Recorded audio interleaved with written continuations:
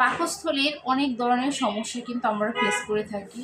এর মধ্যে কিছু কিছু সমস্যা কিন্তু প্রায় সকল মানুষের মধ্যেই দেখা যায়, যেগুলো হলো বুক জ্বলা, গলা জ্বলা, বুকের ভিতরে ব্যথা করা, মুখের ভিতরে উত্তপ্ত ভাব, রাত্রে ক্ষুধা লাগা, এবং হলো পেট খালি হলেই পেটে ব্যথা, প্রচুর পরিমাণে ব্যথা থাকে, বমি বমি ভাব থাকে, বমি হয়, এবং আপনার খাবার খেলে সেটা প্রচণ্ড অ্যাসিডিটি তৈরি করে।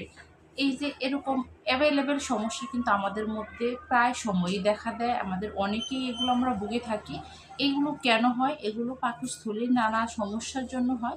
একেক ক্ষেত্রে একেকটা সমস্যা দায়ী থাকে। তবে এটা পাকস্থলীরই একটা গোলযোগ, যার কারণে এই সমস্যাগুলো দেখা দেয়। এই থেকেই সমস্যা এর থেকেই এই সমস্যাগুলো হয়ে থাকে। পাকস্থলীতে এত ব্যথা হয় যে কোনো ধরনের খাবার, বিশেষ করে চর্বিযুক্ত খাবারগুলো হজম করার ক্ষমতা থাকে না। পাকস্থলীর নানা গোলযোগ থেকেই অনেকেরই চর্বিযুক্ত খাবার কিন্তু অপছন্দ থাকে। তবে এই যাদের পাকস্থলীর সমস্যা থাকে তাদের কিন্তু বেশি সমস্যা, যেটা হলো চর্বিযুক্ত খাবারের প্রতি আকাঙ্ক্ষা থাকে। খেতে ইচ্ছে করে বাট খেতে পারে না। খাইলেই পেটে সমস্যা দেখা দেয়, অ্যাসিডিটি দেখা দেয়। বাঁধাকপি একটা শীতকালীন জনপ্রিয় সবজি। এই সবজিটা খেতে পারে না অনেক মানুষ আছে। এই সবজি যেভাবেই খাবে তার সমস্যা হবে। রান্না হোক, ভাজি হোক, মানে যেভাবেই, যে প্রসেসে এই সবজিটাকে খাক না কেন, সে হজম করার ক্ষমতা রাখবে না।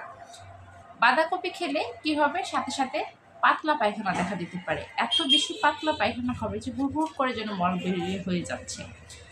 এই ধরনের পাকস্থলীর সমস্যা যাদের রয়েছে, বা যাদের এই ধরনের সমস্যাগুলো প্রায় সময়ই আপনারা ফেস করে থাকেন, তারা একটি হোমিওপ্যাথিক মেডিসিন, এই মেডিসিনটি হচ্ছে পেট্রোলিয়াম, বিশেষ ক্ষমতা সম্পূর্ণ। আমি যে লক্ষণগুলো বললাম এগুলোর জন্য এই মেডিসিনটি উপযুক্ত একটি মেডিসিন। যাদের এই ধরনের সমস্যা প্রায়ই দেখা দেয়, যারা এই সমস্যাগুলো ফেস করে থাকেন, তারা অবশ্যই আপনারা হোমিওপ্যাথিক এই মেডিসিনটি সেবন করবেন। তাহলে দেখবেন আপনাদের এই সমস্যাগুলো কিছুদিনের মধ্যেই সব চলে যাচ্ছে। অবশ্যই সেটা পটেন্সি ব্যবহার করবেন, 200 শক্তিতে ব্যবহার করবেন। সকাল সন্ধ্যায় 1 ফোঁটা করে জিভে খালি পেটে খাওয়ার চেষ্টা করবেন।